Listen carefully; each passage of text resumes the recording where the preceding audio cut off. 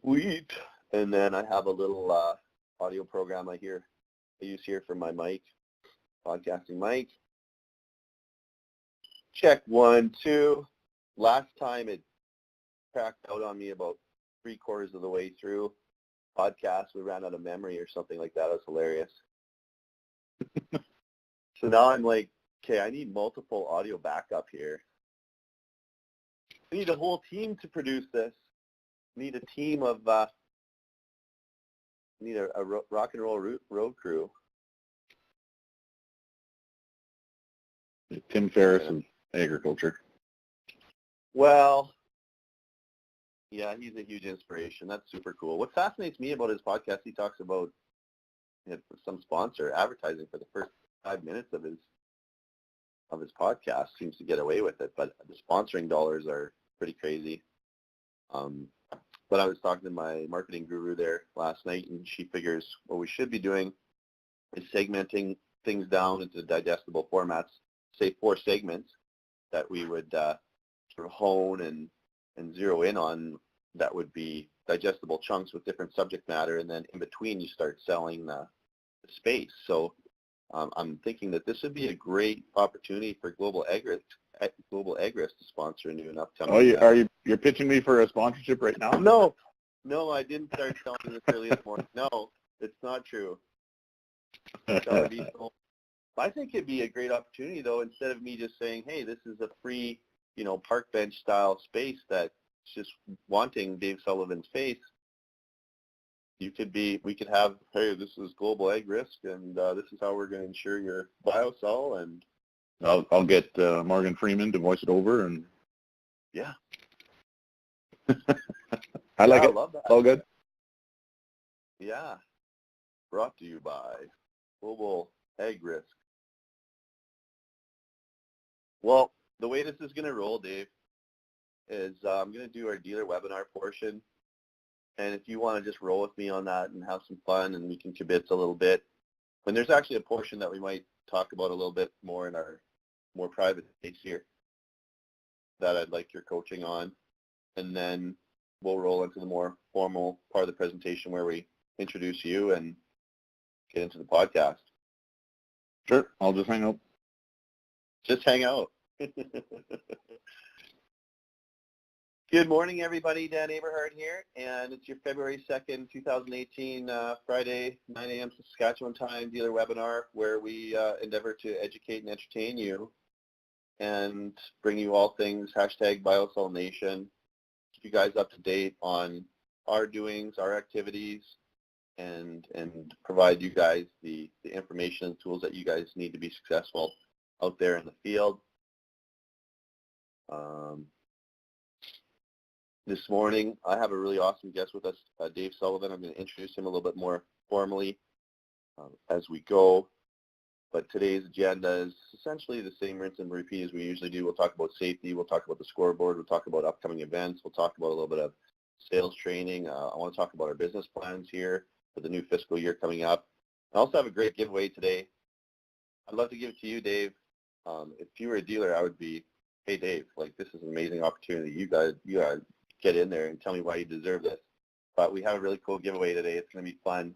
I'm kind of jealous because I can't partake in this particular event, so I'm giving away my ticket to someone in the network. It's going to be really cool. Part of our core values and something that we focus on in the network frequently is safety. And with my special guest here today, Dave Sullivan, I asked him before we came on the podcast in the pre-interview, if you will, if he had any cool safety stories. And he's got one, but I would caution you if you just had your Eggs Benedict. I hope that you have a strong stomach because I know I was a little bit queasy yesterday. But safety is something in our business. Farming has got to be one of the craziest occupations and vocations to be involved with. And you yourself, farm, Dave, you must have a safety story that you can share that's going to motivate and inspire everybody to be more safe as they go about their business. Yeah, sure. So I farm with my dad in Mossbank, south of Moose Jaw there, about half an hour south of Moose Jaw. I was home last harvest for the weekend and running the combine and some lentils. and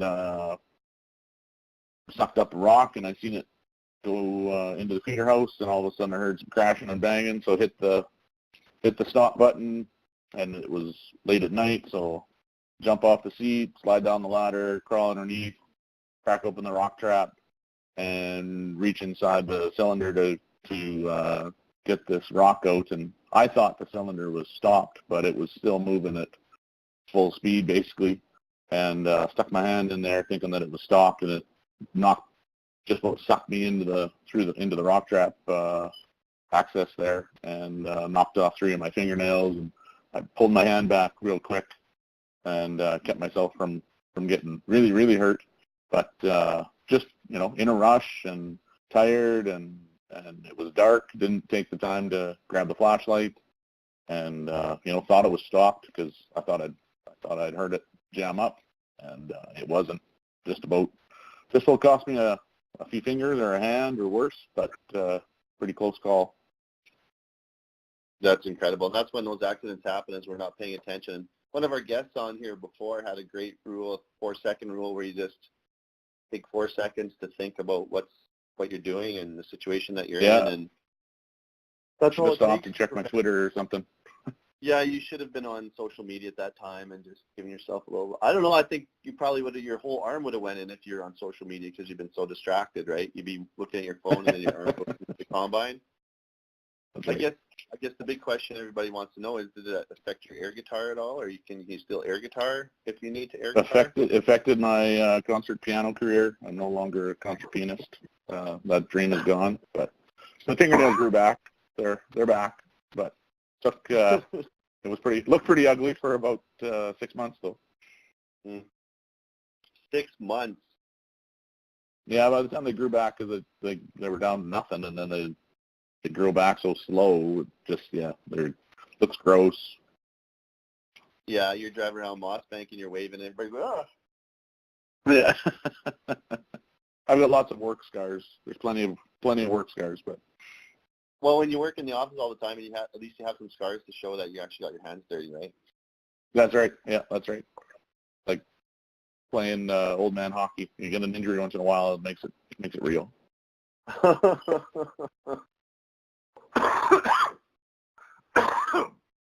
Excuse me, I'm sorry. Cool. Well, thanks for contributing that. That's really cool. We always share the scoreboard in terms of how many acres we've been pumping out. We're at 31,000 metric tons, or 310,000 acres so far this year. Thanks to everybody for their hard work. We're looking at getting to 45,000 metric tons, or 450,000 acres here by spring, so we're well on our way. Our pricing model is such that we publish our prices in advance, and we share those with producers. And the concept is, Dave, that we give everybody the opportunity to take product ahead. And of course, if you make a down payment and you can take delivery as soon as possible, and we can lock down acres for production, and we know how much we're sending out. This is a huge value to our business, so we want to share that with producers that are forward thinking and can lock things in. So the way that we've been doing this is we've been publishing our prices ahead of time. So in December it was $265, January is $270. Now we're on to $275. So it's not huge changes, but it's incrementally. Basically, the sooner that you order, Dave, the sooner that you order, the better the price opportunity. It's still really good at February $275.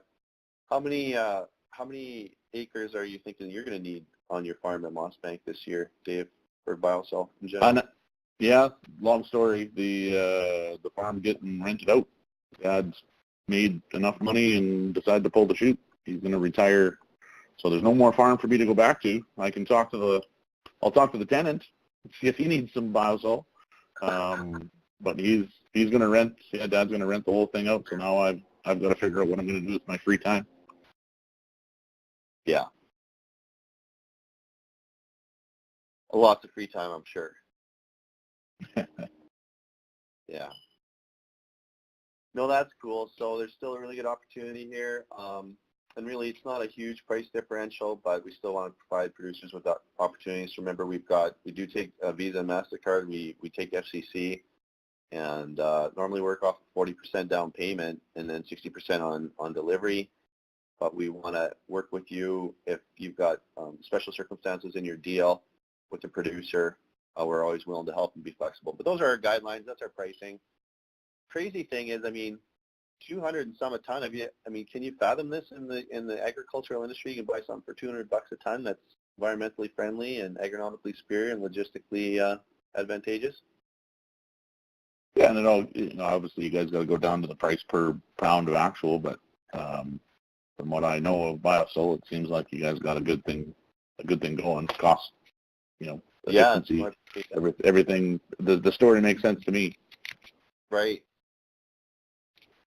So speaking of price per pound, this is something we published on the website, and you can drill down to it. But at a rate of 220 pounds, a 70% actual S 5-year application gives you 154 pounds of actual S over 5 years, and that would be about 31 pounds per year if you amortize it. So it's more sulfur than you typically would be putting on. But we're seeing that there's advantages to that, and when all things will be equal spend, way more pounds. The biology, the compost, the chelation of nutrients, yada, yada, yada. We're seeing some really good things. And it was interesting because we did some research up north that we just saw the other day from New Era Ag Research. And it's third party. So that's cool because that's what everybody wants and asks for. I don't know. Do you get asked for third-party research on agri-solutions? Yeah, oh yeah. Yeah, everybody wants you to prove it. Absolutely. And so they should. So the cool thing was when going from 220 to 440, they saw a bump there. 220 was basically the equivalent of all the other methods, including the check, of course. But and the challenge is sometimes finding sulfur-deficient soils to do these tests in. But at a rate of 220, it's 18 cents a pound. So really, it's the lowest cost source of sulfur on the market. And right now, if you bought urea for $4.75, if you bought ammonium sulfate for $4.80, Travis Drager can tell us where we're at with this, but that's about 52 cents a pound for ammonium sulfate to shove that stuff through your drill. And you got to handle ammonium sulfate in your drill. Oh, well, that's one of the biggest things our guys see is they don't want to do that ever again. Is one of the biggest impetuses. And we always have internal debates about which foot to lead with, the logistics or the agronomy or the price point or sustainability. It's different for different people. Like I know my brother, for example, tends to do things that are logistically super painful, but he's an agronomist, right? I think a lot of producers lead logistically and economically, but I think one of the sleeper things is the sustainability thing, and we've kind of doubled down on that a few times, and I think we're going to continue to because I think that's just a big story for us in the product. And I think, all salespeople, we always rush to the answer. And the guy, we're the cheapest source of S. We're the, we'll take fills out of your drill, or you won't have to store your sulfur. Honestly, I think you got to slow down, ask the customer the question about his farm, figure out what his problems are, and see if you can solve some of them with your product instead of rushing to the answer. That's huge. Because you guys do a lot of really good stuff, that I see from logistics and driving down costs, being able to run more efficiently, less fills in the spring, that kind of thing. That stuff's huge. I can share some stuff with you that shows you the difference between the good and great. And Christian Hebert talks a lot about 5% rule, that kind of thing. And, this fits right into there, but that might not be important for everybody. Absolutely. We can sit there and make a long presentation. Sometimes we talk ourselves out of a deal because at the end of the day, it might be what's important to you. He says, I need to get my ammonium sulfate out of the drill. Perfect. Here's the price. Here's the logistics. Done. And we don't spend a lot of time talking about other things. Stop talking. Stop talking. Well, one of my favorite closers is, have you seen and heard enough to make a decision? And you can ask that when you get there. I mean, excuse me, I've ran into people at trade shows now that I kind of started talking, but I realized there's a farmer south of Regina there. If I'd asked him that question when he first walked into the booth, he would have said yes. I have seen enough to make a decision. It's just nobody's closed me. We just haven't got around to it, whatever. Because he's seen it and heard it so many times. And that's how people shop too now. A lot of times when buyers actually come to you, they might not want salespeople to be bugging them all the way along, but when they get to you, or they might come and see you and then they'll go do their research and come back. I think most of the customers are pretty educated group of customers. They'll check you out. They'll get some testimonials from people they know before they ever engage the sales guy. Right. Yeah. And I think something like Global Agris too, you could do a lot of research on the internet, find a lot out about it before I ever talk to any of your reps. Yeah, definitely. We have guys now searching. They come to the trade show and they know everything about our product. They've been to the website. They've already researched us.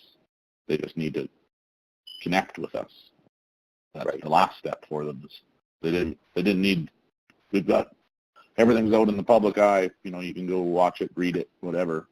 You know, you guys are doing the same thing, putting your prices on the internet. You know, there's no question what the price is. There's no mystery what the cost per pound is. A lot of companies don't do that.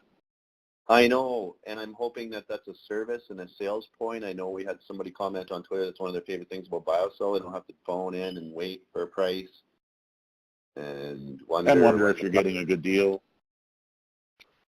Right. So I think that's working for us right now. Cool. So trade show calendar is on our website as well. I know Graham has made a really cool calendar there. We're kind of at the tail end of it now, but we do have one coming up. Are you going to Crop Connect at all, Dave, in Winnipeg, or no? I'm not. I'm on the road in the States, but we'll be there. Our Manitoba team will be there. Right. So it's at the Victoria Inn and Hotel, and it's February 14th and 15th, 2018, and we'll have a booth there. It's a really great show. I really enjoy it. It's small, it's intimate, it's good time with producers, it's really great content, and I really enjoy it. So we're going to be there. Carlisle Liquid Starters will be there, I'm sure. It'll be a good time. The other thing I wanted to mention, too, Canadian Young Farmer, I'm not really in this category anymore. I think Terry's on the cusp, because I think it's 40 or less you have to be in terms of age, but we're sponsoring, we're a gold sponsor. And I mean, you can see right there in the photo, look at, there's people shaking hands over healthy produce and all that. Well, I think we just felt that, A, there's a demographic to reach there that's incredibly powerful for us that is going to get our message. And B, like, we have so much, our message is so aligned with this. So what we've done is sponsored, and our main focus was to get 15-minute, I mean, I don't know if I want to go as far as calling it a keynote, but we have the opportunity to speak to the entire crowd for 15 minutes this year and for an hour next year. And my goal is to really grab everybody by the heartstrings. I mean, the theme is our story, and my goal is to really make them laugh, make them cry, and make them super motivated about farming and telling their story, and the use of social media to do that, and also our story of sustainability. It's just incredible, and I just think it really aligns. I'm super excited to talk there and be there, and I think that's going to be a good demographic for us to hit on and tell our story. Are you coming? Okay. We're speaking at a Christian Hebert's going to speak for us. Can't remember which day, but he's going to represent doing his 5% rule stuff.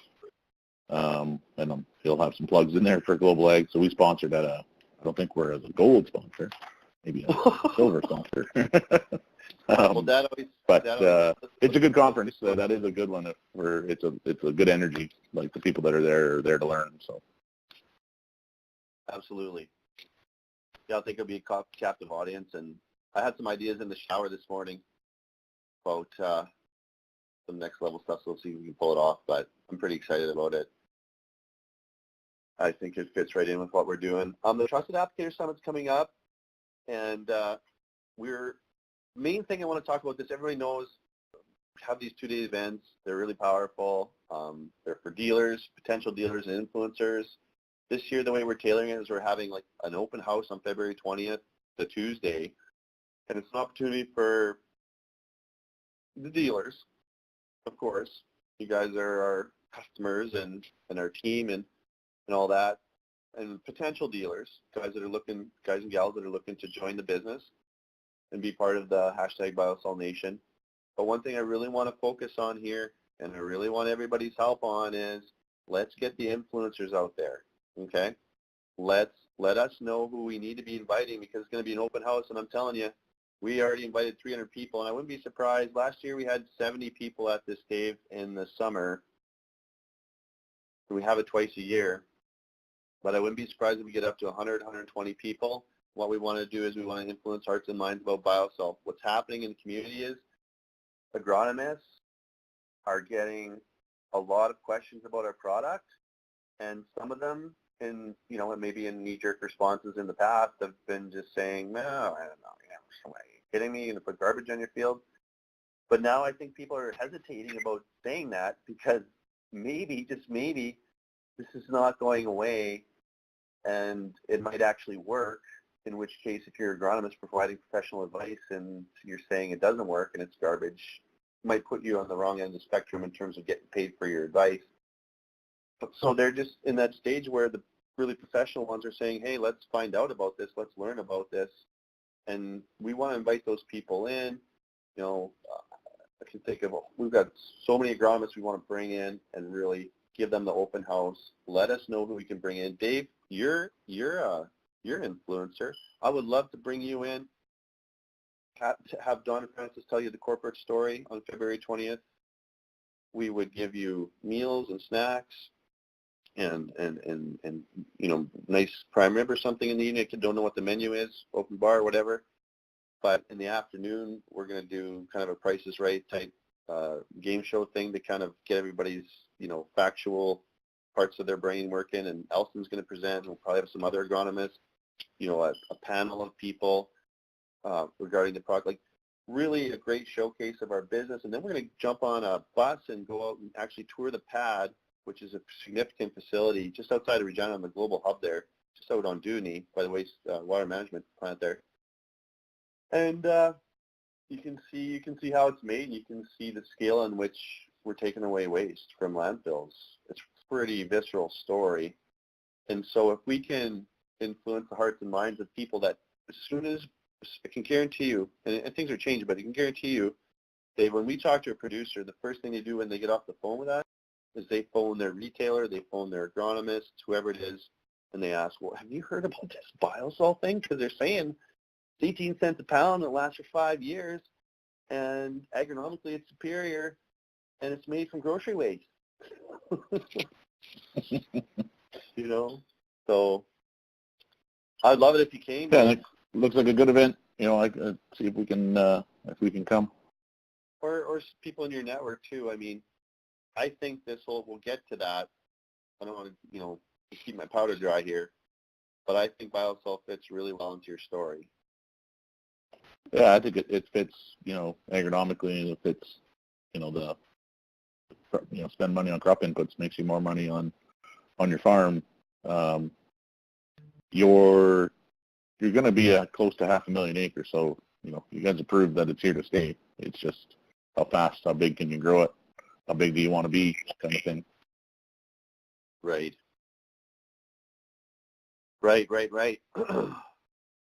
Well, pencil that in and see if you can come on down. We'll be sending out an email today, I think, to the influencers and try and get them there. So lots of fun, good event.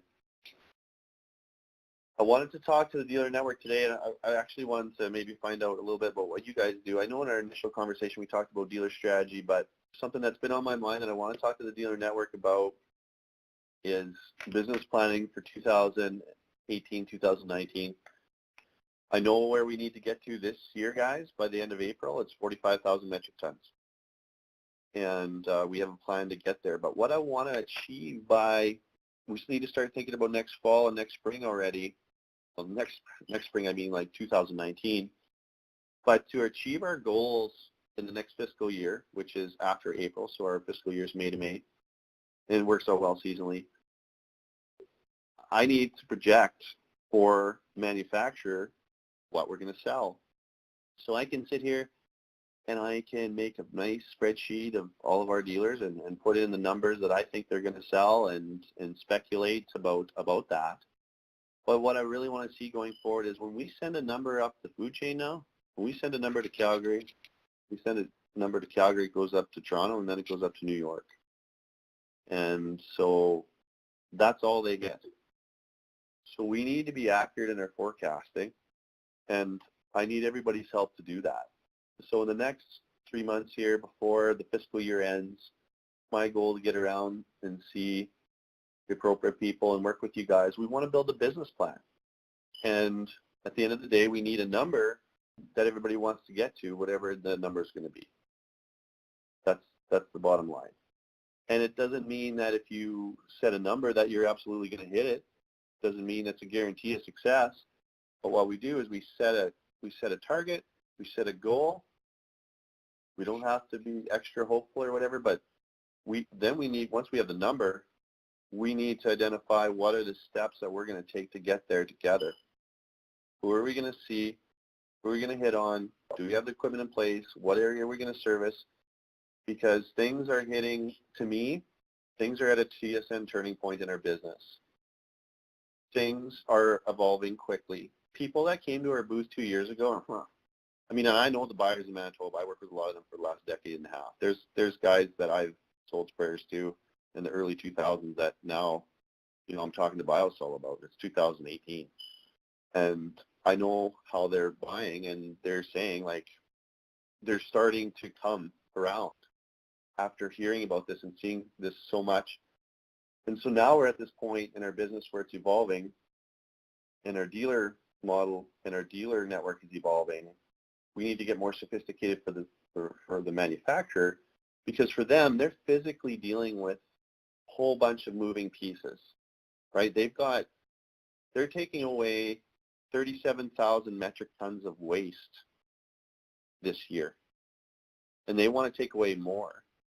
But where do they put that based on who's going to sell what where? I mean, that's a real thing. Do you know how big that is? That's a mountain. That's moving a mountain around. Guys, we need to know how big a mountain we're going to make and where we're going to put it. We need your help. We need to know how much you want to sell or you think you can sell, and I need to know what steps we're going to take to get there, and then we want to help you with those steps. And if we didn't get there, hey, we get it. There's market conditions, there's commodities, there's farmer sentiment, there's wet weather, all of that. But if we don't set a goal and we don't take those steps, set out those steps that we need to get there, and we don't measure those steps, I can guarantee you we're not going to get the same results. And it's at the point where we need to get those results. We want to get those results. And, the way I look at this is, like, if we're not doing this, if we're not helping you with your business plan, if we're not motivating you guys and making sure you have the tools and all that, we're not doing our job as a distributor, as a wholesaler. So that's where I'm at, and that's where I wanted to get everybody just thinking about that, so we can have these conversations going into spring. And I guess, Dave, you and I have the same opportunity and same challenge to bring a unique product to the market with a almost completely out of the matrix dealer network. How do you guys go about doing this? I mean, you don't have a manufacturer that you're going to, but. Well, we do have limits, so we have the same problem where we need to put in place. It's what I'm doing this week is how much reinsurance capacity do I have to put in place for next year, for 2019, 2020, so that we have, because we could technically run out of reinsurance. So how much do we need? And they don't want to have extra sitting there idle either. So they want a number. They want to know how fast are we going to grow. And we do the same thing you're doing. We make projections at the top level, but we're doing formalized business plans at the field level, working with everybody. And somebody's saying that you're going to grow by 25% isn't good enough anymore. We say, okay, if you're going to grow by 25%, which farms are you keeping? Which ones do you think you might lose? Which ones, who are you going to add? How big are those farms? What's your close ratio?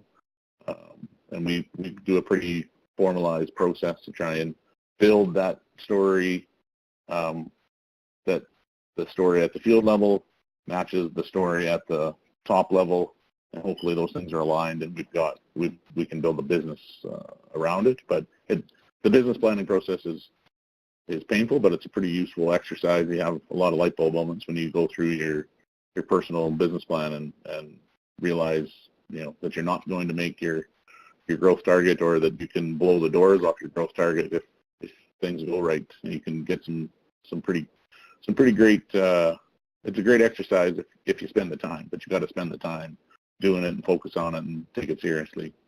I'm not sure if you guys have a template. We give a standard template to every one of our dealers, and basically it's kind of fill it in. Everybody looks the same, ask the same questions to themselves, and it's been a good change. We didn't do that in the beginning. We just started doing it this year, more formalized. Oh, that makes me feel so much better, because here I'm thinking, I'll be really honest, for us, that's exactly what happened. And I mean, we're only 3 years into this, right? But I'm telling you, man, like last year, I projected, 50% growth for the whole network, and it's very easy with all of our dealers to just throw in a bunch of numbers, and it's like, whoa, we can do this, and we can do a lot more.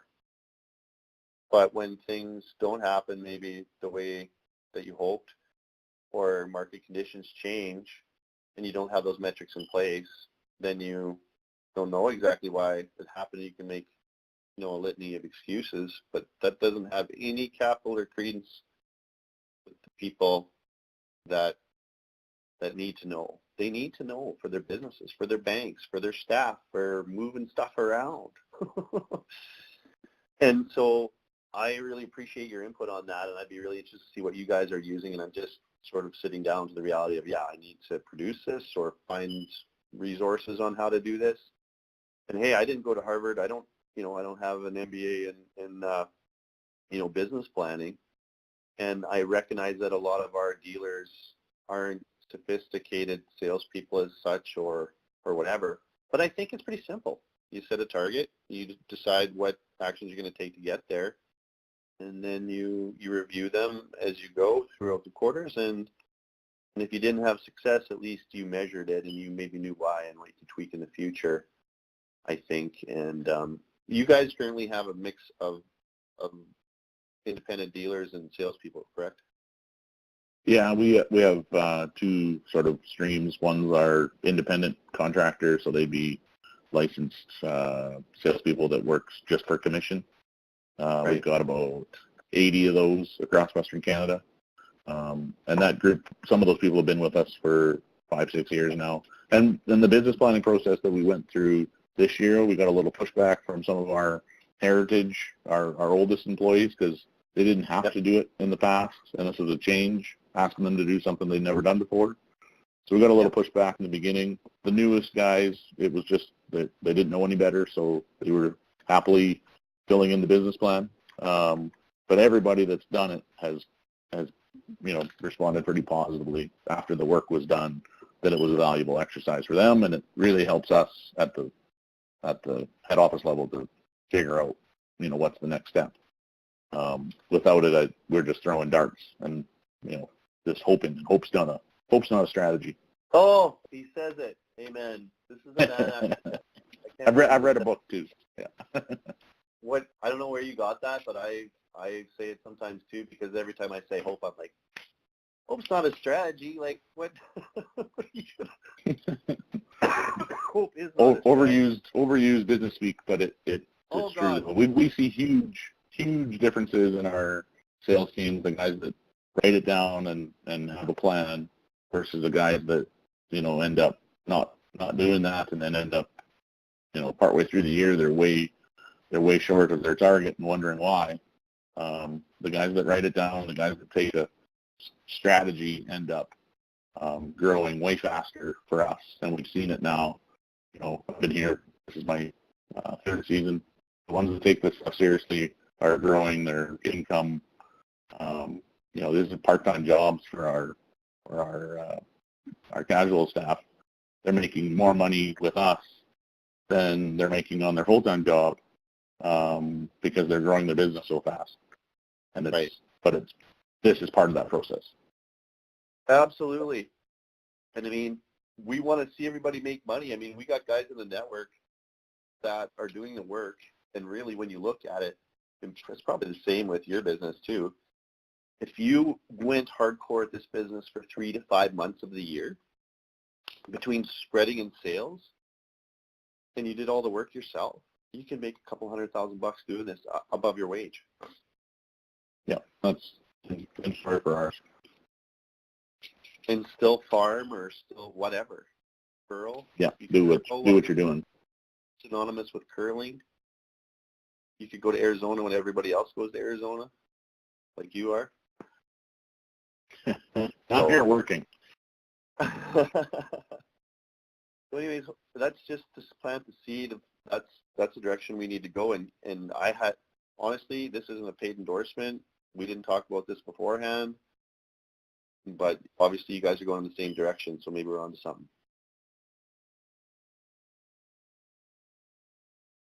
Moving on. I want to give you guys a really brief sales training here before a little giveaway and before we get into it with Dave. It's all about the write-up. And this is something that came down through the pipes through our online sales training that really struck me in the forehead, basically like a hammer. And my question is to the network, how many write-ups or proposals did you do this year to your buy or sell customers? And I think that it's kind of like getting dressed up for the game, putting on your ball cap, putting on your suit, getting your bat. You've done the fitness stuff. You got the personal trainer. You're in the big leagues, but you're not taking the swing. You're not getting to that stage where you can even begin to talk about closing ratios. And the reality is that we got to give you guys the tools. I recognize this. I realize this now. We got to give you guys the tools that you can write up a proposal. But I want it to be more than that. I want it to be an opportunity for you not only to give that producer a quote, how much per pound, how much per ton, where is it delivered, what's the total cost, who's going to be spreading it, all the details so they know. They know exactly what's been agreed to, and there's a record of it. And if they don't buy that day, if Dave Sullivan's got to go back and talk to his dad about this crazy BioCell product, he can actually explain it because it's all written down to him. And you have a copy and he has a copy and nobody wonders what was said in the, on a napkin. But not only that, it could be a question of what are you doing now? And I'll give you an example. Dave, what do you guys, over sort of, like, say, a 5-year period, if I'm sitting down with you and your producer, we're a producer, but now I can't sell you anything because you got rid of your farm, which is kind of a disappointing thing this morning, taking some wind out of my sails. What were you doing previously for ammonium sulfate? What were you putting down there for sulfur? Don't tell me where it was in the blend. Just in the blend, we're putting down, whatever the blend for each crop. Ammonium sulfate was in every blend for the durum and the canola. Not putting anything down on peas or the lentils. How much painful were you putting down? What would we put down? Be like a 33 and 0608 kind of number, putting down like 300 pounds of product. So we put down like 18 pounds of actual on our canola. We use actually the same blend for canola and durum because we're too small and too few employees to run around changing blends all the time. Okay, so you put 18 pounds down on your canola? Yeah, 18 pounds of actual on the canola, about 15 or so on the durum. Okay, so I'm not that great at math, but I think that's 32 pounds. And how many times in it, over those two? So how many times would you grow durum and canola Or is it wheat and canola that you grew, or anything else? Yeah, it'd be durum, chickpeas, canola, lentil rotation. So 2 years out of the 4 are getting we're getting a sulfur. Okay, so you're probably putting down 40, let's just say 40 pounds of actual S. In the 4 years. Sure. Over a 5-year period? Yeah, that'd be fair. Okay. So 40 pounds at 52 cents a pound, and then say that's a 5-year average, that's $21 of sulfur. And to get that 40 pounds, you handled a lot of ammonium sulfate through your drill. Well, and we stored it. That's, for us it was having to store the ammonium sulfate in the bin when we pre-buy fertilizer in the wintertime, and then the retail makes us take it home. Having that ammonium sulfate was you'd almost consider putting no ammonium sulfate in the blend just because I didn't want to store it and didn't want to have to chip it out of the bin. I'm telling you guys, this is everybody's story. So now in the quote process, I've got a comparison type sheet. I go through this. I say, Dave, you're using 40 pounds of AMS at 52 cents a pound. That's $21 of fertilizer. Dave, how about I sell you over 150 pounds of actual S? So 154 divided by 40 pounds. How about I give you 3.85 times the amount of sulfur, damn near 4 times the amount of sulfur, okay? And I'll give it to you for a third more than you're paying now over a 5-year period. I'll give you 4 times the sulfur for a third more for the actual product. And the one thing I was going to ask you, I don't know if I'm putting enough down for my removals because I'm not putting anything down with our lentils or our chickpeas. So I probably wasn't putting down enough for my removals. No, you're not, Dave. Probably yeah. So I probably actually need to be applying more, but you don't want to. It's expensive and it's bulky and it's shitty in the bin. This is something we need to illustrate. So when I go on the quote, what I do for you, Dave, that we're going to make for all our dealers is we go through not only what we're going to offer you, but what you're doing now, how that compares. So when you take it to the boardroom, so to speak, and you show your dad that we're paying $21 for 40 pounds that we have to put through our drill, and it's high salt index. It's leachable if it ever did rain again, and it's not like this slow release. Doesn't have the compost, doesn't have the biological activity. It's not the sustainable choice either, Dad. And I think our story too. We'd have been, we don't want to mine the soil. We want to put back what we're taking out of it. Otherwise we know we're going to end up getting behind. That additional fertilizer that I should have been applying is, for us that would have been, we were managing our phos better than we're managing our sulfur because we were putting down our removals for our phos, but we're not putting down a removal for our sulfur. So we should have been, but we're cheating because we don't like handling phos. We don't like handling sulfur. It's a huge opportunity to change your foundationally change your fertility, because from there then you go on, you deal with the other things in your fertility regime. But I can do you one better too, Dave, because I know you're busy. You got a career there, you got a beautiful family. We're going to get into that, and you're lots going on, and I don't know if your dad, how much he wants to do on the farm anymore. Maybe he's more interested in when he can get out to Arizona and stuff like that. Well, I was going to say, I think maybe he should become a dealer. for twice of what you're paying now. Okay, I'm going to 2x your spend on. Well, we haven't counted what it costs you to get through the drill, so it's not fair. But listen, for $40 an acre or 38 or whatever it is, horseshoes and hand grenades here, I'll give you 4 times the sulfur and I'll put it on and you don't have to touch anything and your drill can get smaller or you can keep your drill longer or you get more acres of your drill or whatever. I mean, if you want to be the So that $40 per acre for 5 years? Absolutely, Dave.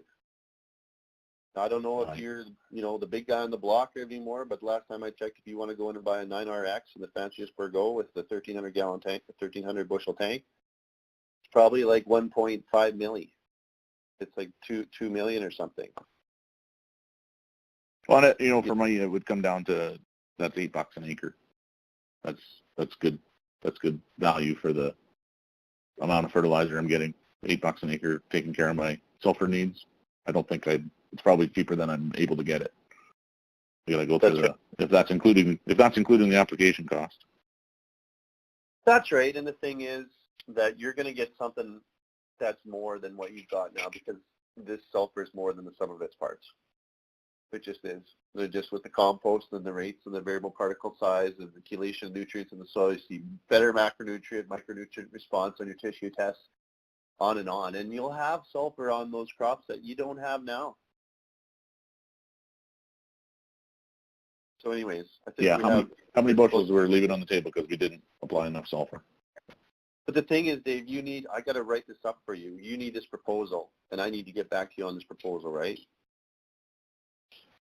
Yeah, if I don't have, I'll forget these numbers before I leave the room. Exactly.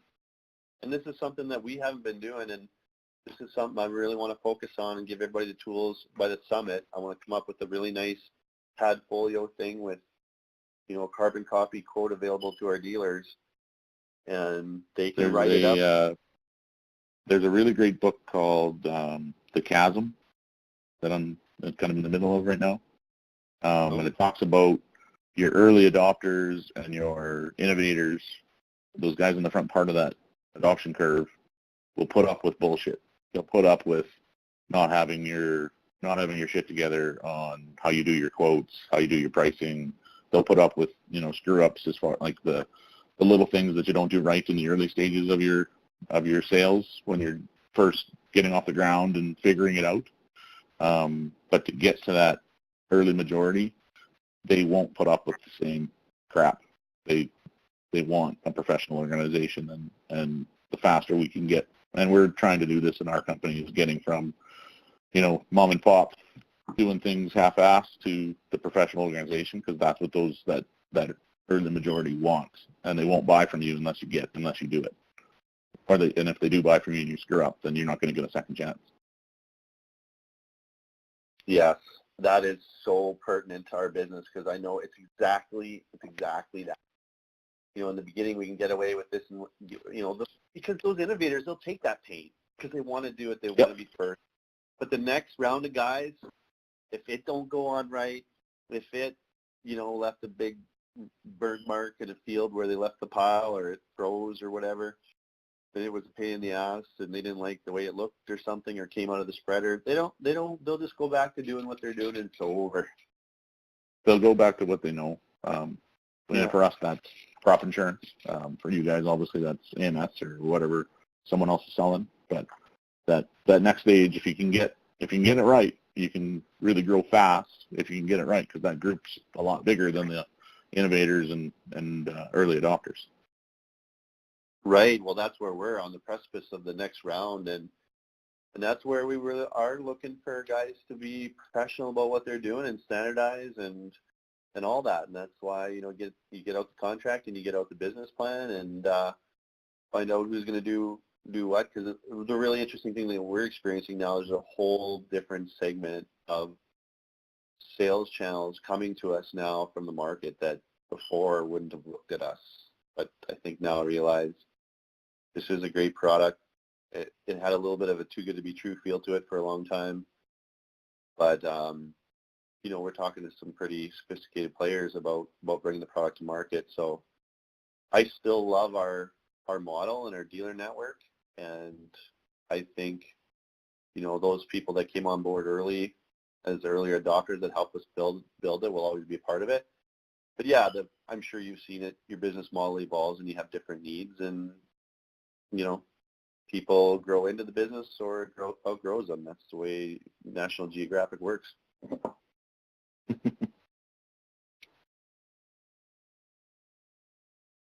Hey, listen, we got your proposal and we like everything except having to pay you.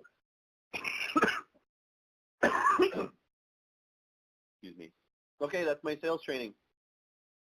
How did you like that sales training? It was really good. Right, Dave? Looking dirty.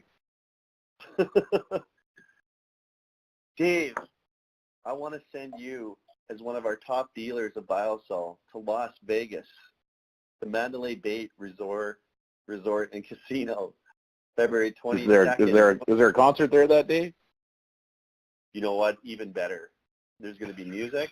There's going to be dancing. It's going to be a life-changing weekend on sales, marketing, social media, small business, and big business. Okay? You're going to 10x your life at this event, Dave. So I went to this event last year. It was unbelievable, and it changed my life in a number of levels. Honestly, like when I look back on it, I'm like, wow, it's so good. And it was 2,500 people last year. It's going to be 9,500 people this year. Absolutely unbelievable. Graham's going, okay, so he'll be there, and another one of our dealers, Kirk Ivy's going. And I was going to go, but I'm going to be speaking at CYFF, so there's no way I could do both. So I'm giving away my ticket. And these tickets are not cheap, man. I think the one that I got was like $500 US, but some of these tickets, like the tickets, the VIP tickets and stuff, they go for 5, 10, 15 grand, man. There's some fanatics out there. But the bottom line is I have a ticket to give away, and I want to give it away to someone in our network that would benefit from it. So you have to have the means to go. You have to put the time, but if you're interested and you think you deserve to go and you want this ticket, contact me and tell me why you want it. And I want to give away this ticket, but I also want it to go to someone that really has that alignment and that will and the excitement to go and be a sponge and accept this kind of thing. And if you're sitting there thinking about this and wondering if you can do it and if it's a good idea and you're not quite sure, that's the time to strike, man. Like, don't hesitate.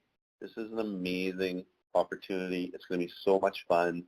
I'm really jealous of whoever's going to go, and it's unbelievable. You should go sometime, Dave. It's huge value.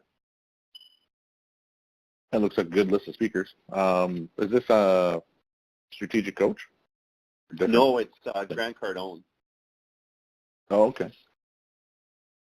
So for anybody who doesn't know, we work with Grant Cardone Sales Platform, and we do the online training.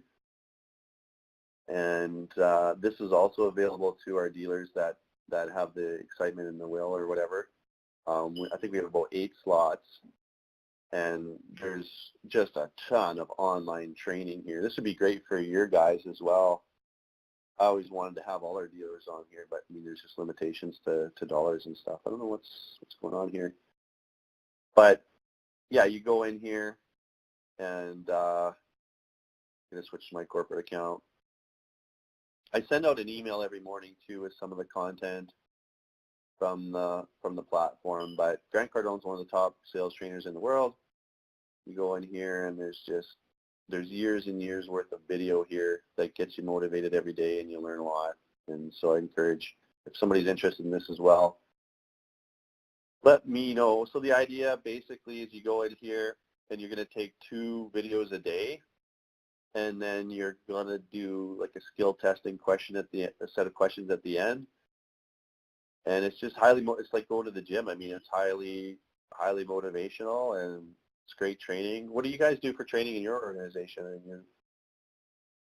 Yeah, we're just in the middle of kind of assessing that, actually, trying to figure out what we're going to do, what we're going to, I'm writing this down because I'm looking at your content. Looks pretty good. We haven't had an official sales training. We basically have grown this far without it. But trying to get over this next hump, we're going to need something like this, whatever it is. Well, I highly recommend this. And so the format is, it's super digestible. You know how people have no attention spans these days. You go in here, 2 videos a day, and you, as the manager, would get the emails of what everybody's doing on a daily basis and a weekly basis. And then you can go in the report cards. But if I'm a salesperson, I go in here and watch one of these videos. This is kind of funny because, you know, this is an older video of Grant Cardone. I don't know. Some of these videos are probably from like 10 years ago, but I can't. It's unavoidable. It determines how well you survive. Selling is not a job. Yeah. Sorry, I got feedback there from my mic, but just wanted you to hear his voice a bit. But highly motivational, and then it's measurable too because you go through the videos, and then you have a multiple choice test. Selling impacts every person on this planet. These are already done, but it shows that you're listening and that you're engaged. And so there's a lot of this you can go through. The other thing that's really cool is if you're having challenges with a specific area, you can go into sales, and you can pick your problem.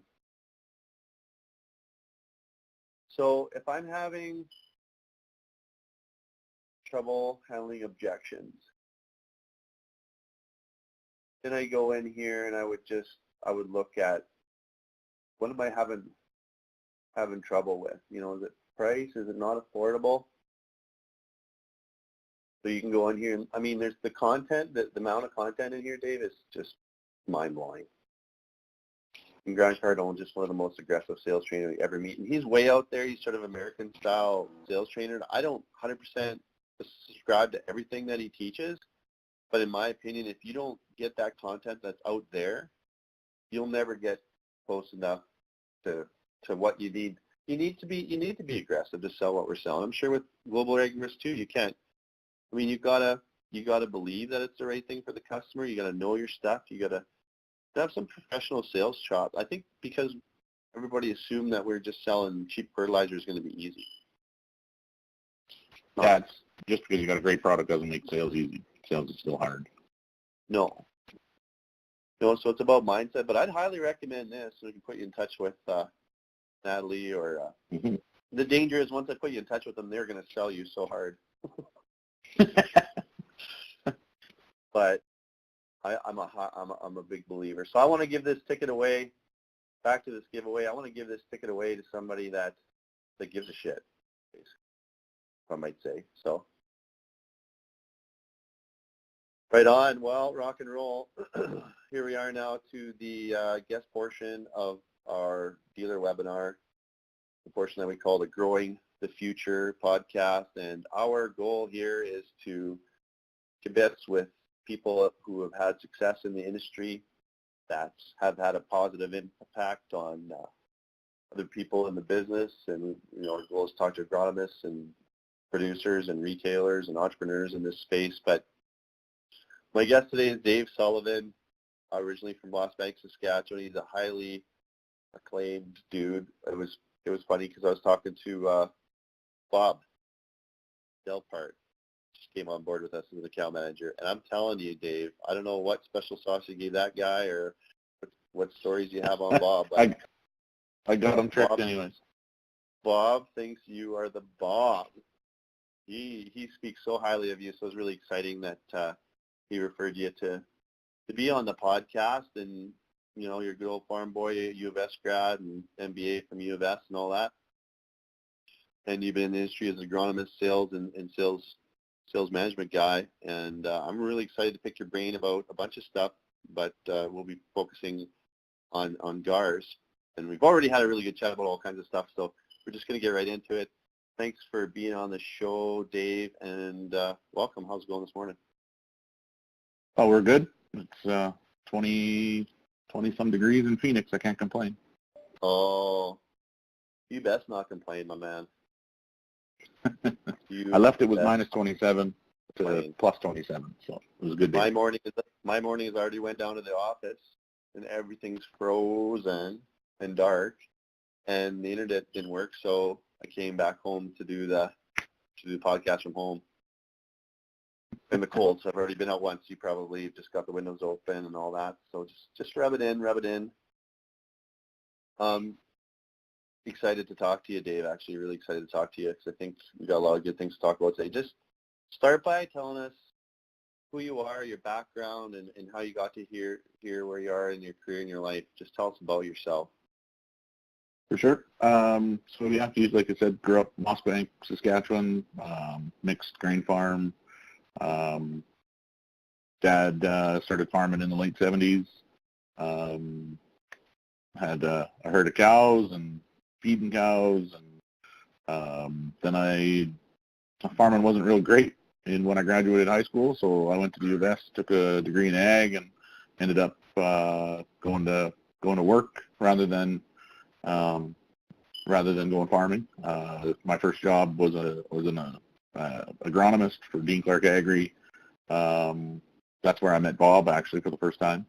And from there became agronomist to location manager to sales manager. Kind of grew my way through that organization for a few years, and then ended up going back to the U of S again to do my MBA, and worked at it Myers North Penny, doing farm management consulting. So I worked with Jonathan Small for a few years, doing succession plans and future-oriented stuff, trying to help farmers make more money, which is where I met Grant, my current boss. The sort of model that we use at Global Ag Risk is actually a model that M&P uses to analyze financial statements and the theories behind it, which Jonathan Small brought over from the UK. So there's no original ideas. M&P stole it from the UK, and we stole it from M&P. But it's a pretty powerful way of looking at the world, and I think it works great for farms. I think it works great for other businesses too. And it then got married and moved to Regina, worked for Bayer for a number of years. And then over here, I did a little cup of coffee at Wigmore Crop Production, which was actually the same business as Dean Clark. Wigmore's bought it from Dean Clark. Now it's a CPS location, which is where I met some of the guys that are in your network, actually. Nice. And then, now at Global Ag Risk is Chief Marketing Officer doing this stuff, selling now just a greasy insurance salesman. Love it. Chasing around a couple of kids. Got my oldest Liam is 6 and Connor's 5, playing hockey and baseball and that kind of stuff. And little girl Maggie, she's 3, just 3 going on 17. And my wife teaches in White City. Okay.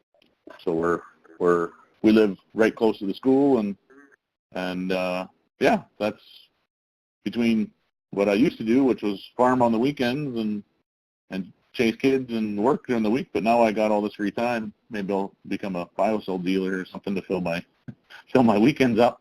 Because Dad's retiring, he's gonna pull the chute on the farm. Spend more time at the lake and more time enjoying his retirement.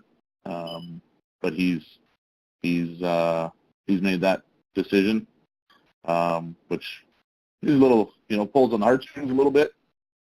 He always had the farm to go back to, and the farm's still there. It's just it'll be rented to somebody else. The new guy that's going to rent it, he said I could come and run a combine anytime I want. So I guess I can always go get my fill. You'd be like me. You go out to the farm and you wreck something, then you go back to the city. Yeah, that's right. Yeah, wreck it. Don't bother fixing it. Go home. Go back to your day job. I get the impression that growing up on the family farm and having the opportunity to farm with your dad for a while probably was a really big deal. How was it working with your dad on the farm? Oh yeah, my dad's pretty hard. He's a hard ass. High expectations and my dad kind of, he's a farmer first, but to make ends meet, he sold hail insurance. He sold bins. He sold buildings. My dad used to sell Settler, which became Ag Expert. And at the time, you had to sell the guy a computer to go along with the Ag Expert subscription because, farmers didn't have computers back then. Right. My dad was a crop insurance, so my dad was always in sales to try and make ends meet. And, we always, farming was pretty tough in the 90s, 80s and 90s, 2000s. He's lucky he survived to 2007 when things finally started turning around. And, we started farming differently in about that time. I was back from school and pushing the agronomy harder than we were, and looking at the farm in a different way because of my farm was using M&P as an accounting firm at the time. And I can honestly say, my dad might not have been able to retire or would have went broke if it wasn't for M&P and then the way we started viewing the farm and doing the analysis and doing the budgets and making the business plans. We were doing things, we were feeding 150 to 200 cows a year and, thinking that it was a good way to diversify the farm. But when we did the math with M&P, all it was doing was a bunch of work and losing money. So, we stopped doing that in about 2009. But it took time. We had to take the time to measure it, manage it. And that's, we had some pretty good years since 08, 09 and grew some big crops and caught some good prices and got aggressive with the rotation and doing the agronomy right. And Dad socked away enough money, the operational profit, that he can retire. And then he's got a big land base that's not a big land base, a couple thousand acres that he owns. That's going to be a good little retirement for him. And I do this global ag thing, so I don't have time to take it over full time. Right. Bob says you're the best agronomist in Saskatchewan. Well, I'm a pretty terrible agronomist. I really don't like. I think I figured out that I'm pretty good at working a pencil and working a calculator better than I can do the agronomy thing, but I've always got more excited about the business side of it. So the agronomy thing was, I think you have to do, for a farm to be successful, I think the agronomy has to be perfect. But perfect agronomy applied to a bad business plan still doesn't make you any money. So I think it's kind of hand in glove. Perfectionist agronomist. I don't know any of those back in Landsberg. My brother carried.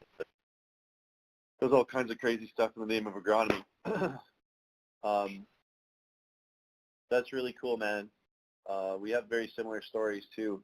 My dad always worked off the farm, and just to make things go, I guess it must have been economies of scale. And let's face it, farming wasn't nearly as sexy as it is now for a long time, and a lot of the people that stuck it through, it was a whole different dynamic than it is now, and it was a lot harder. And I just remember Dad, in front of the house spraying at like 4 in the morning, the front 80 before he went to work at the mine, and he did that for 15 years. Get home and change and head out the door. And yeah, we had all kinds of animals and stuff too, like they did it with dairy and all kinds of cat, like crazy, doing all kinds of stuff to make ends meet, and sold insurance and stuff too. So very similar. It was very cool. So I kind of know where you're coming from that. Go ahead. I bugged my wife that if I would have went farming right out of university, I'd be retiring too, because we had so many good years in a row. Right. I kind of missed the boat on that one. Yeah, but you love the mission of what you're building now, don't you? Yeah, Global Ag, we were a customer, so we started buying Global Ag in 2011. We were one of the first customers. And really it was sort of an evolution. The old CASE program before AgriStability was a lot like Global Ag, and it was a beautiful program from the farmer's perspective. If you knew how to work it, you could have a bulletproof farm on the government's dime. But they changed the program in 2007, 2008. They started changing it, and then 2011 and 2013 they changed it some more. The changes in 11 were pretty massive, which made the need on our farm for Global Ag. And then the changes they made in 2013 basically gutted the program and made it so that, that I believe that Global Ag's got a foothold in the industry because the changes that got made to AgriStability. People give, that program some flack. People don't like it. It's kind of a swear word, but if you really understood it, the old case and the original AgriStability, you could do some crazy things, and basically the government was going to pay if it blew up in your face. And Global Ag is similar to that, where it unleashes what you can do and makes farming fun, because you can swing for a home run on the agronomy side, and then and sleep at night at the same time. Well, I love that concept, and I think that it's a great tool, from what I can gather, for a whole demographic that really want to be in that top 5% or top 25%. But before we get into that, I just want to find out a little bit about, so you've had all these different roles, and you've been on the farm, worked with these different companies. What are the foundational core principles that you abide by that have helped you become a success, Dave? I for me, it's family first. I don't care what's going on with work. It's not life and death. So, and I tell my staff all the time, when anybody asks, they need a day off, it's family first. Take care of home. And then, at the office, it's competence. I think if you're going to do something, be the best at it. And if you're not the best at it, hire somebody that is, or get trained so that you are. I don't believe in in any role. I think it's the responsibility of the employee or the person for their own training to make sure that they're the best possible, whatever, agronomist, retail manager, salesperson, whatever the case is. Nobody's going to train you if you don't ask for it. You got to go. You got to want it. You got to own that part of your career. And then trust and honesty.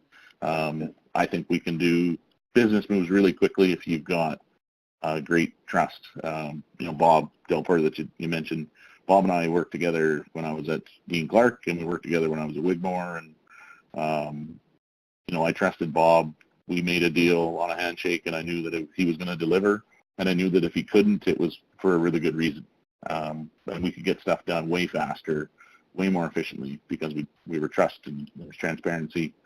And, Bob and I think both subscribe to the make few promises, but keep them all, and do what you say. And I think that's served me well so far. Absolutely. Well, you've been a big success. Yeah. It's what I look for in employees too. That's what I want, is competency and trust and honesty. And we have a great team at Global Ag, and I had a great team at Bayer, and I've had great teams at Wigmore, and been lucky to work with a lot of really great people over the years. So. Right on. No, I really appreciate that, and you can build the right team through filtering through your core values and your culture, and then use sort of the strategic coach unique ability to make sure everybody's doing what they love and they're really good at. It's so powerful. We're so big on that, and it's interesting. Yeah, my CEO Grant is Grant Kozier, their CEO. He's a big strategic coach guy. I haven't gotten into it, but I read a lot of Dan Sullivan's books, and I like the model. I think the strategic coach is a great program.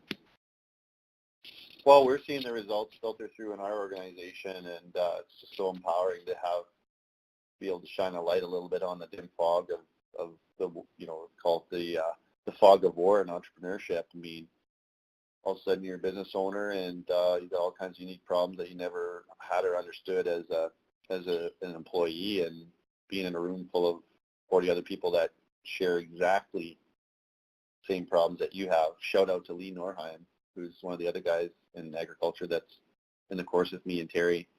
But, Lee and I had a call the other day just about staffing and stuff like that and different challenges. And it's unbelievable how it moves you forward. And I highly recommend it for anybody. I'd like to see a lot of producers take up that kind of thing, because making decisions on the scale and magnitude that guys are now. I mean, my brother and my dad were, coming off a pretty good year in farming, but they're doing projections for next year, and things are tight, and they have a million decisions to make. I mean, who wants to make those decisions alone or without the proper tools as an entrepreneur to really succeed and have the confidence to do what you got to do?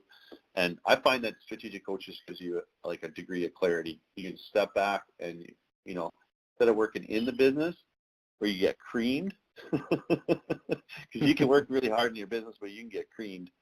You can actually take a step back and see the forest for the trees. So that's cool, man. So one of the things that you said that struck me is you have this like underlying belief that people should be doing what you guys are providing as a service and a solution. You believe that farms should have a private insurance option. So I'm new to this. Explain to me why you feel that way. So private insurance, I'm not a big government guy, but private insurance, there's more options that are coming online. I think every farmer should look at all their options, and I think you have to look every year. Global Ag, we've changed a lot. So the company that existed back in 2011, 2012, the product and the company is nothing like it was back in those early days. Management changes, product changes. Even if you've taken a look at something before, I think you got to re-look at it again. And I think private insurance, we've found a niche that we can do a better job of managing risk on farms than the traditional crop insurance for some farms. It's not for every farm, but you have to do the work, and you have to take the time to learn and understand if it is a fit. And I think what makes Global Ag different is that we're a margin insurance. So we're insuring the farms, how many bushels they grow, the price they get for it, all of their hedging, all of their hedging gains and losses, marketing, as well as what it's costing them to grow, because we insure 100% of what the farmer spends on seed, fertilizer, and chemical. So that margin insurance means that if I want to do something that's going to cost me, usually good agronomy costs money. A good agronomy decision often comes with a bill that you're going to have to pay. And for every time that the farmer spends money on another passive fungicide or another fertilizer or whatever the agronomy requires, as those costs go up for seed, fert, and chem, the total coverage that Global Ag provides goes up as well.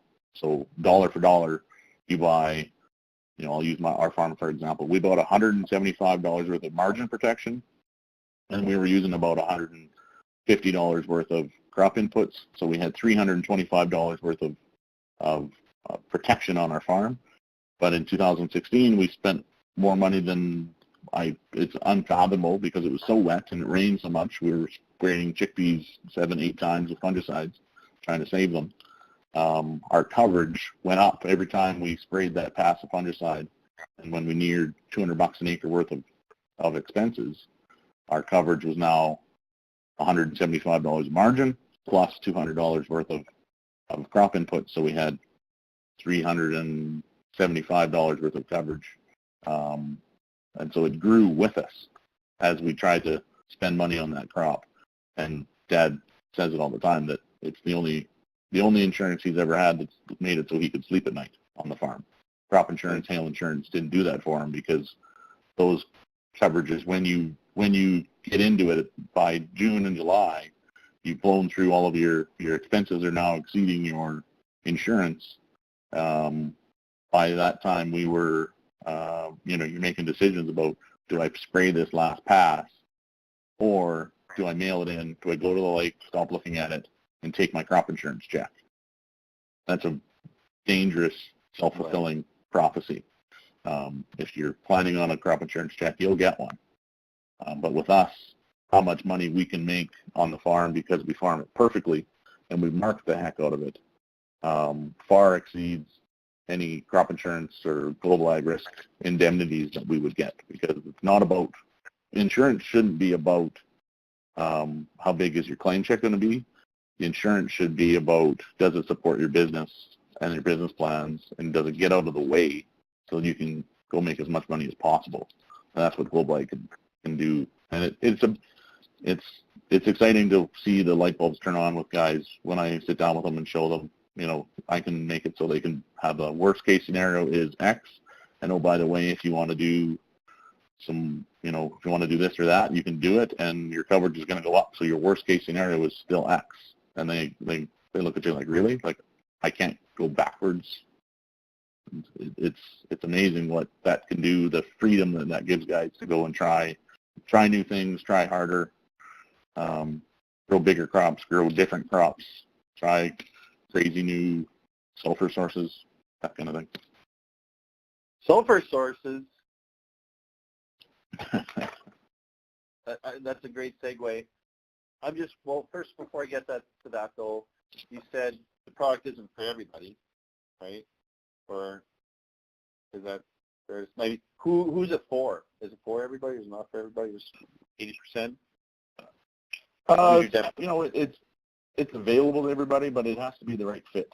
So our struggle is always finding the farms where our insurance is a good option for them versus crop insurance, hail insurance, agri-stability, the other private products out on the market. We don't want to sell to anybody that could be doing a better job of risk management using something else that's either giving them more coverage or is the better value for the dollar or whatever.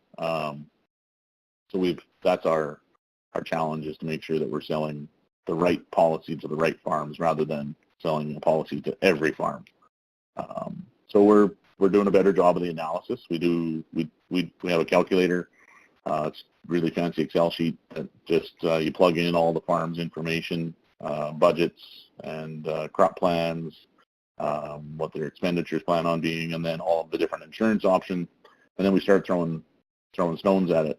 How do you wreck it? You know, low yields, low prices, quality issues, hail, whatever, and start doing scenario analysis. And that work that we do makes sure that the farmer, number one, understands how our product works, but number two, understands what he's buying and understands that it's a good fit for his farm versus crop insurance or whatever. And sometimes we actually work with crop insurance, or we'll work with agri-stability and do different strategies. We've got new products that allow us to save some money on our premium and use the government subsidized products to fill some gaps that we don't fill, and kind of try and find the best of both worlds. But it's not a fit for every farm, because we make our insurance offers are individualized. Every farm is individually underwritten. So two farms that farm side by side, literally across the road from each other, might get drastically different offers of insurance. And depending on that farm's cost structure and business, we may or may not be a good fit for the farm. I respect that. Farm by farm. Hidden in that is a service. Oops, sorry about that. A heck of a service for the producer. I was speaking with Craig Massey, one of your dealers, and one of the things that he was providing to the producer was going in there and giving them a better fundamental understanding of all of their insurance options, because he was a specialist, an insurance specialist. So he's able to highlight not only how GARS could help a producer, but he also understood all the other programs out there and could tell the producer what would be good for him and why. And he wasn't the kind of guy that would just go in there and carte blanche sell them. I know you joked about being a greasy insurance salesman earlier, but from what I've seen from Craig, he was providing a heck of a service because he understood all the insurance options. Of course, farmers can only afford to specialize in so many things. Insurance is a vast and complicated topic, I'm sure. And so he's able to highlight and educate the producers about what they had, what they might have, and how GARS may or may not be better for them. But he literally would do what's best for the producer. Instant trust, instant service, instant rapport, you can come in and explain something and shine a light on that to producers, that's a huge service. And is there opportunity for you guys to educate producers, and also does your product work in conjunction with other services out there, or is it a standalone? Yeah, so we sell sort of everything. So we'll sell a standalone product that replaces all other insurances, or we'll sell a different product that we have that can work with crop insurance or with AgriStability. But you're right, like it's crop insurance, AgriStability, those things are poorly understood by the farmers in general. There's some guys that know it inside and out, but it's our job, so we understand it better. And then our job is to be as transparent and open with the farmer and give them his options. They still make the decision ultimately, but I wouldn't say that it happens that regularly, but there's lots of cases where I'll tell a guy, go buy crop insurance. It's a better fit for you than what we can offer. Because I'd rather them have not buy from me but speak highly of me than buy something that I shouldn't have sold them and end up having a bad experience. Because that, bad news travels fast. And to be totally honest, our company in the early days, there was some insurance that was probably sold that wasn't a great value. It wasn't insuring the farm's risk properly, or it was poorly understood when they bought it. And we have to own that, and we're working through that over time as we grow and learn. We've got some of those old policies weren't the best policies. The farmer didn't fully understand what they were buying. And we're trying to change that and make it a culture that it's, we're just here to help. We're not here to sell you something because we make a commission. We're here to sell you something because we believe it's better. And it's got to fit the farm. And if it doesn't fit, then I don't want to sell it to them. And a lot of times, just because it doesn't fit this year doesn't mean it won't fit in the future as our insurance offer evolves and the numbers change. We can revisit a farm for 2 or 3 years, and it might become a fit because the numbers change enough 2-3 years down the road that it becomes a viable option for that farm, where it wasn't maybe a year or two ago, because we've got to take into account results from previous years. And when you had like 2011 floods was affecting a lot of farms' numbers, but now 2011 has fallen off because we're using 2012 to 2016 now is the 5-year history that we're using to do our underwriting, and 11's dropped off. So a lot of guys' insurance offers improved quite a bit, and we've had this hangover from 11, and a lot of guys have 11 and 2013 in their 5-year average. So the insurance offers have changed quite a bit for a lot of those guys that it wasn't a fit for a couple of years ago. Now it is. Yeah. Well, and as you stated too, your product is likely evolving and getting better, and you always go through that growing pains, but you're going to be so much better off if you make a recommendation to a producer as an insurance expert, and come back maybe when times are appropriate, make a sale then. I love that. That's really good. Yeah, because a lot of our people do 2 jobs, so they're an agronomist or retail or they're selling whatever. Our people if they make a bad recommendation on Global Ag, it's going to affect their income on the rest of what they do, their ag retail or whatever. So they take it pretty seriously, and they want to make sure they do it right. They don't want to make bad deals because it could affect their income on not just Global Ag, it could affect their reputation as an agronomist, and they don't want that out there. So. Exactly. That's one of the things that kind of amuses me about some of the feedback we get back to the community about our product, and people that probably don't have the nicest things to say about it. It's kind of funny because if you look at our network, hey, it's all reputable producers, it's reputable agronomists, and reputable retailers that their livelihood depends on the advice that they give. Like in the case, we have a lot of agronomists in our network, and these are people that are paid to give their professional opinion about the person's cropping. And a lot of the agronomists that we have on board, that's kind of the only thing that they sell is biosol. It's just they happen to believe in it and happens to work in with their program and gives them flexibility with their producers otherwise to change their fertility regime. But it always strikes me. I mean, talk about putting your money where your mouth is, and a lot of our producers have done or already done their whole farm. I mean, we have guys that spent a lot of money on biosol getting it on over their entire farm. So they're really putting their money where their mouth is, and I totally get what you're saying about that, because in many cases, especially when these guys are starting out selling biosol or GARS or whatever, that's a much smaller portion relative to their core business. So who in their right mind would risk their core business on selling something they didn't believe in and think was right for the producer? Moving on now, I wanted to get to the nuts and bolts. So say I'm a producer now, and speak to me like I'm 5 years old, because I don't know anything about this. I'm a producer at Rosetown, Saskatchewan, and I've had neighbors using the product, a biosol, for example, and I really want to invest in 5 years of sulfur. And I know that things have been dry, but in my heart of hearts, I want to keep forging on, and I want to keep investing in inputs. Like, I'm a high fertility guy, and I like to pour on the coal, and I don't really give a shit that it's, one season is dry or whatever, but I got to hedge my risk. How do I, using GARS as a tool, go about, following my instincts and pouring on the coal because I think it's going to rain, but I want to hedge that bet on 5 years of sulfur and all the other things that I normally do to get a massive crop? Right. So yeah, Global Ag, we don't tell guys to do things frivolously, but there's a lot of decisions you have to make early in the season to set that crop up, that you can't wait to find out if it's going to rain. So you're going to be applying the majority of your crop inputs in April, May, June, and you don't know whether it's going to be dry at that point. Nobody loses a crop in April. You lose that crop in late June and July when it gets dry then.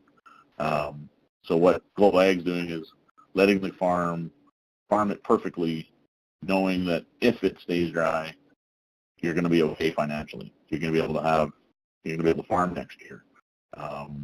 And rather than when what we're seeing it in the U.S., we're seeing some chatter about it down in the Southwest Saskatchewan, Southern Alberta. Guys they're looking for cheaper seed. They're looking for cheaper canola varieties. They're looking for, can they do a split application on the fertilizer? They're looking for different ways to try and, they're pulling phos out of their pulse rotation. They're not going to apply any phos this year. They're not going to apply any sulfur to their wheat, things like that. That guys are making agronomy decisions that are going to affect their yields long-term in the future, and they're going to affect their yields even this year to the negative if it rains. So if it does rain, you want those crop inputs on there. If it doesn't rain, you're screwed anyways. But if you've got the right insurance product, you can still farm it as if it's going to rain and know that you're going to be okay if it doesn't. Versus traditional crop insurance, there's a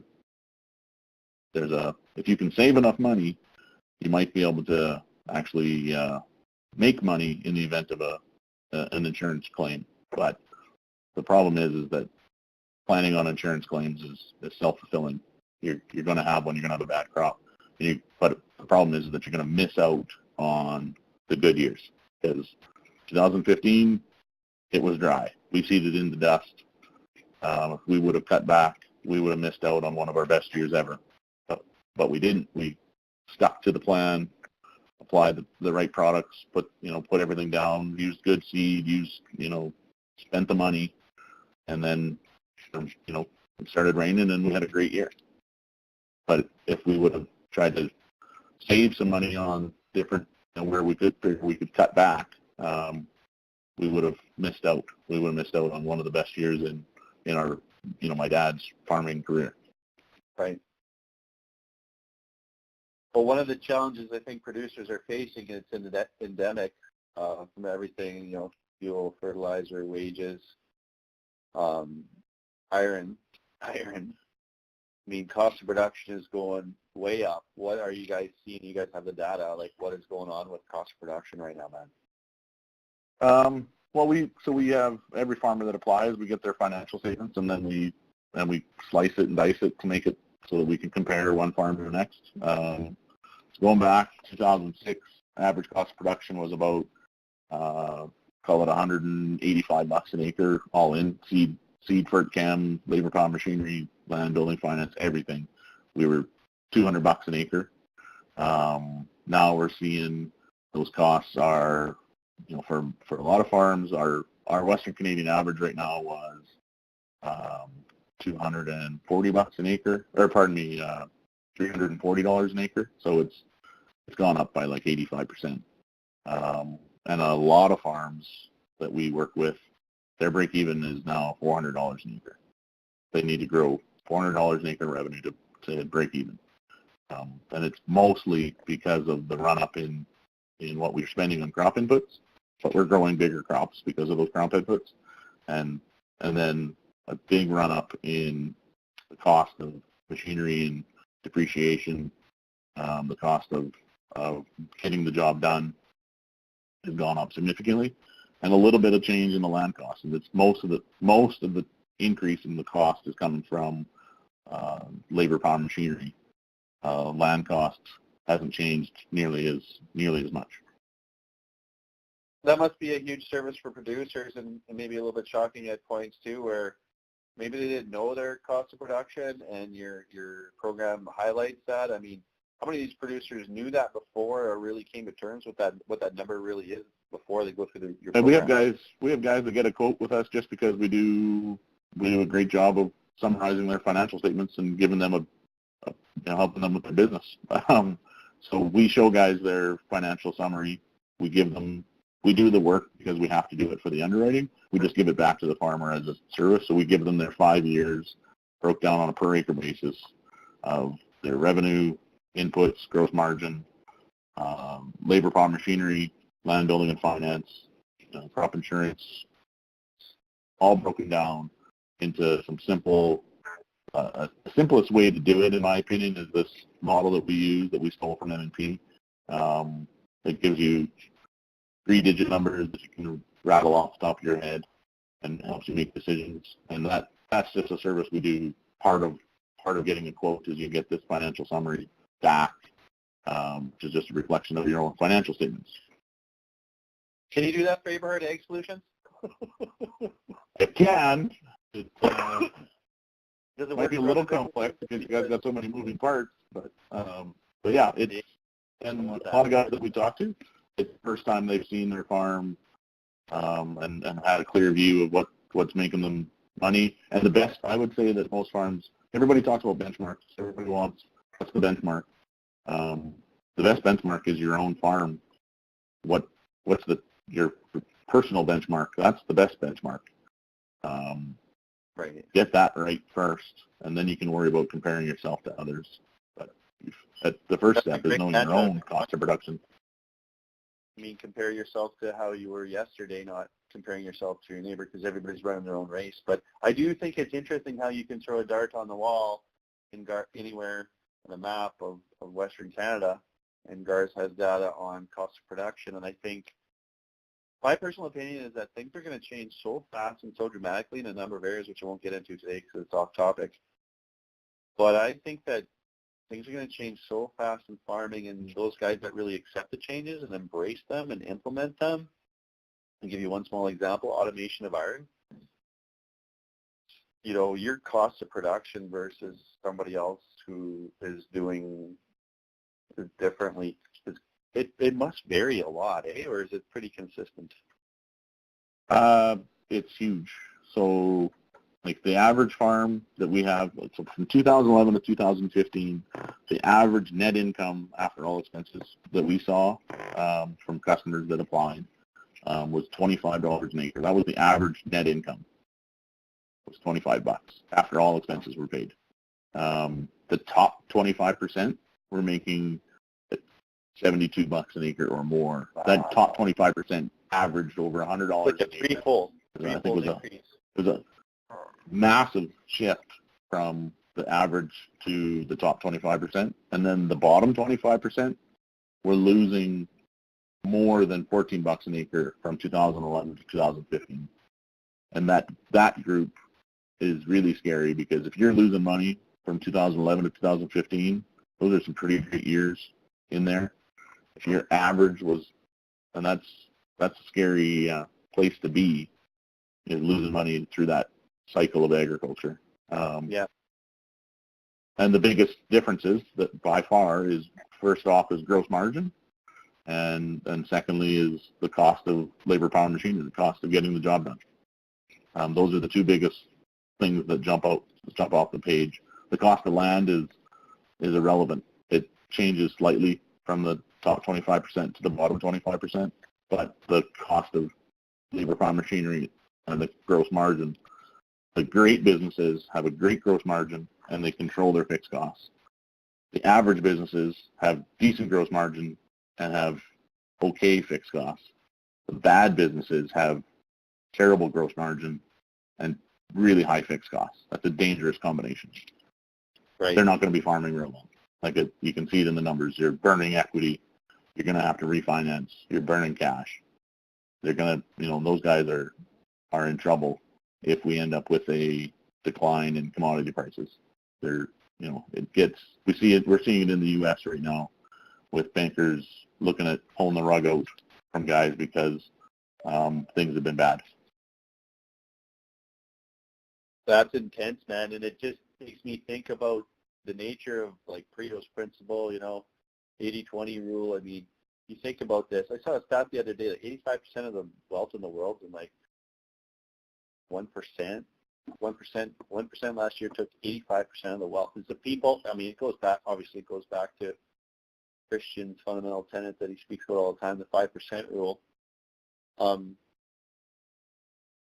This must be really interesting for producers. Like, why isn't every producer wanting to know this? Is it hard for some people, I guess, to actually take a hard look at this? I mean, what you guys are providing here on the front end before even buying anything is a massive gut check. Do you have great gross margin, and are you controlling your expenses or not? Yeah, it's on us. Our biggest problem is not our product or what we do. It's marketing and distribution. We just need to have good people and tell the story. But yeah, I think every farm should take a look at their insurance. Will help them do the analysis, and part of that is understanding your own input costs, your own fixed costs, and getting an indication about is it, let's say, your own benchmark. We oftentimes, after we've gone through this process with a farmer, they'll change the way they talk about their farm. They'll adopt our model that uses gross margin, labor, power, machinery, land building, and finance, because it's such a simple way of looking at the farm and digestible that guys will adopt the model as their own way of analyzing their cost of production and making decisions, because it's a powerful tool that's stupid simple. Well, what I'm thinking about here too is, okay, you guys have a physical tool that can help a guy ensure his margins, but do you guys provide any degree of like coaching or support if you do a guy's scenario and he doesn't have great gross margin and he hasn't controlled his expenses very well? Like, what do you tell those guys?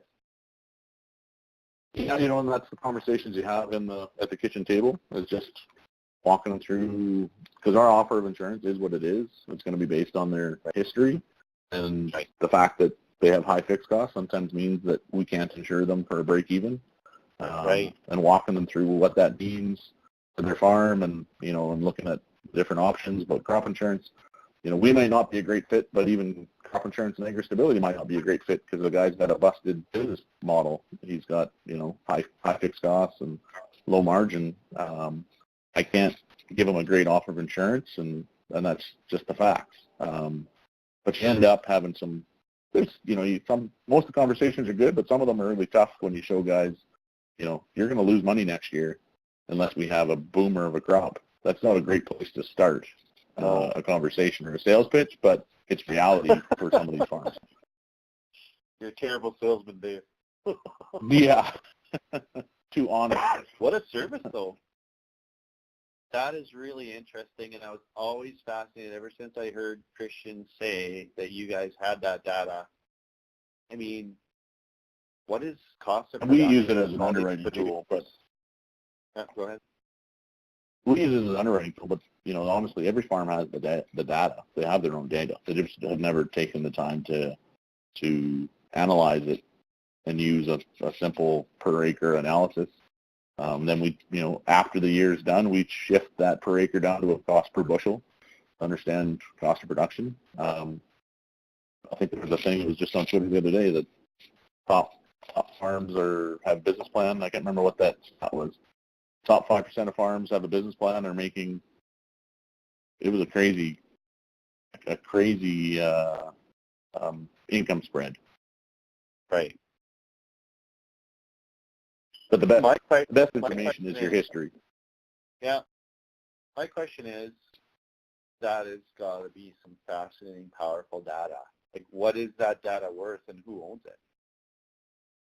So the data is our data. When somebody applies, the data becomes ours. That's part of our sign-off process.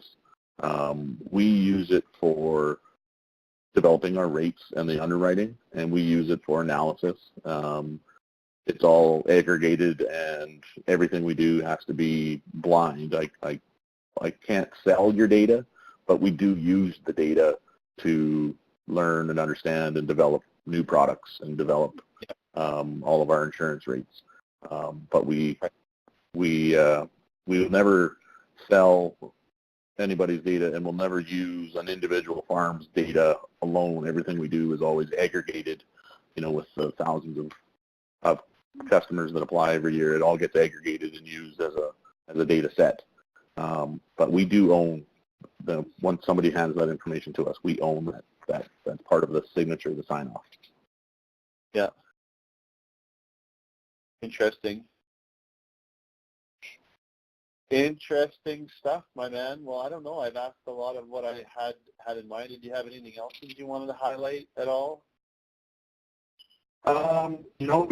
We've started in global risk. We've started a bank. It's called Global Ag Input Solutions. So we've started lending money for farmers to buy seed, fert, and chem, and it uses the global ag policy and your growing crop as the collateral. You don't have to tie up land. You don't have to put land or a GSA to get your operating credit. And then what it does is it frees you up to use your land to use as collateral to go buy more land because it's not encumbered by your operating credit. And that's been really popular. Lots of interest in that because of I think there's a bit of a working capital crunch that's coming. So that's new. We had a pilot project last year and just getting it off the ground this year, but quite a bit of interest in that. But yeah, I don't have much else. So can I get BioCell on GARS from the GARS Bank? Yep. We give the farmer a checkbook. They can use it to buy crop inputs from whatever, as long as it's for seed, fert, and chem. That's what it's there for. Yeah. What is your take on BioCell? You must have been watching it for a while, and some people are using it. Some people in the network. What are you seeing about BioCell there? Well, I think it's cool. The sustainability story is great. I don't know if many farmers buy into that stuff, but I think that's a great story. And then, being able to start a business and, the fertilizer is supposed to be this big multinational game. To be able to break into that market as a smaller entrepreneur is pretty cool. And have a product that I think fits, the logistics and the agronomy behind it is great. Like, it's a great, good news story for the industry that you guys have built, and it's exciting to watch. I should have been on the ground floor investing or being a part of it, but it's still the ground floor. You can be a dealer anytime when you grow up. That's cool. Well, hey, thanks so much for being on the webinar. I know when I posted this on Twitter that you're going to be on, must have a lot of following, a lot of fans out there. Got a really good feedback, and yeah, I think you guys are doing some really cool stuff in the industry, and it fits with what we're doing and our philosophy as well.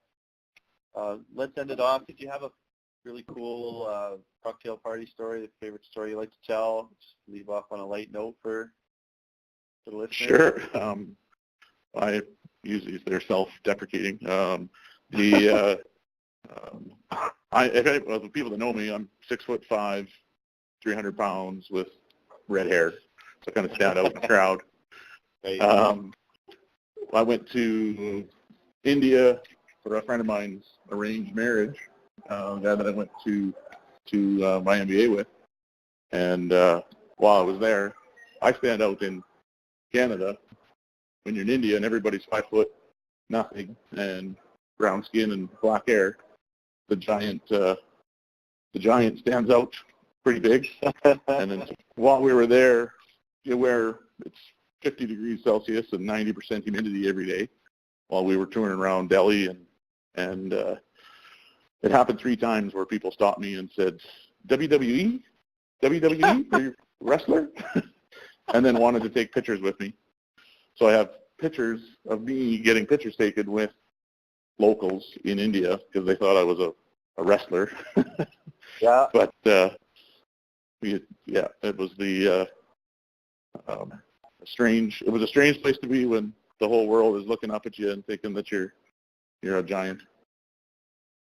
Absolutely. So what was your wrestling moniker? What was your title there? Well, we had this little kid wanted to take a picture with me, so his parents are going to take a picture. There's this little girl, and all of a sudden, like, a whole bunch of kids came out of the crowd and wanted to get a picture with me, and so there's like 10 kids standing around me, and just as they're, everybody's like saying cheese, but it's in Hindi, so I don't even know what the word was, but they're ready to take this picture. Just as they're going to take it, I reach down and I go, rah! I grab a couple of kids and they all scream and run away, looking back at me. And my buddy caught the picture right at the perfect time. This little girl, Oh, no. It's like the fear of the devil. She's staring up at me like screaming because I was going to eat her. But Like it was a cool place. India's one of those places everybody should go. Absolutely, yeah. Well, I think you could get away with. You should try something like the Ginger Giant. You get that on your. Yeah, definitely. Yeah, for sure. Have you ever wrestled then, or is that just like? Not a no, I'd probably hurt myself. Right. Maybe after a night on the town with somebody. Yeah, that's right. Awesome story, and really appreciate you coming on as a guest today. And I'm glad we could connect in this way. I knew we were going to connect again, but I didn't know it would be in this format. But it's pretty cool, and I really appreciate your time. I know you're busy. You're down in Arizona there. Life is hard, trying to make a go of it down in Arizona there. But good luck at all your meetings, and I'm sure we're going to see you around on the circuit. You can come to our event on February 20th at the DoubleTree Inn there. That would be really great too. For sure. Looking forward to it. Thanks for reaching out. Thanks for coming on, and good luck with all your endeavors there. And thanks for everybody that joined us for the webinar. Great day and a good weekend. Right on. Talk soon. Bye. All right. Thanks, Dave. Bye now.